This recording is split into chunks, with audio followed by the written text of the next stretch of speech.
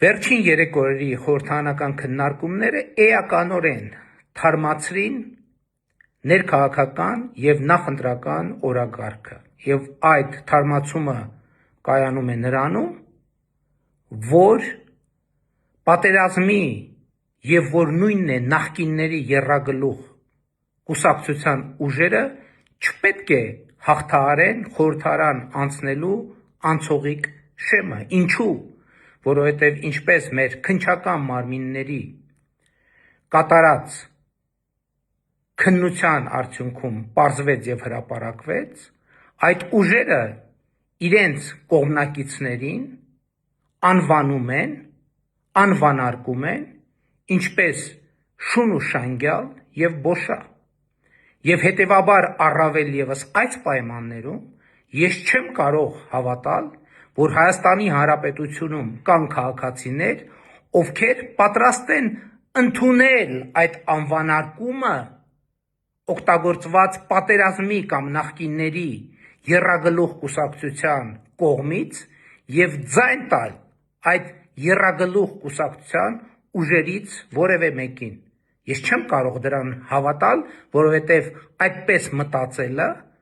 կնշանակի անհարգալից վերաբերմունք Հայաստանի Հանրապետության քաղաքացիների նկատմամբ։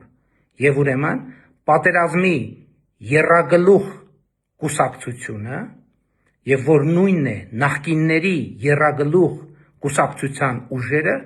չպետք է հաղթահարեն խորհրդարան անցնելու անցողիկ շեմը, հենց Հայաստանի Հանրապետության քաղաքացիների հասցեին շուն ու շանգյալ եւ բոշա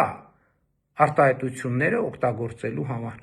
Եվ Հայաստանի Հանրապետության քաղաքացիները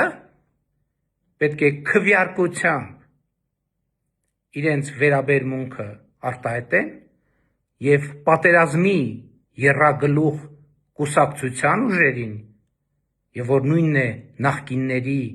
եռագլուխ կուսակցության 3 ուժերին, խոսքը ուժեղ ՀՀԿ Հայաստանի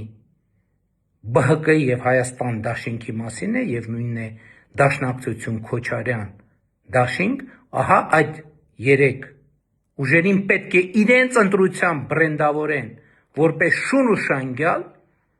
եւ դուրս շպրտեն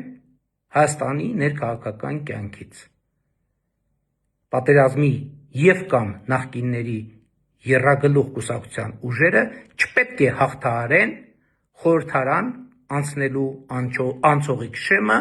առաջիկա խորհրդարանական ընտրությունների արդյունքում։ Ահա սա է թարմացված քաղաքական օրակարգը։ Շնորհակալ եմ, սիրում եմ բոլորիդ։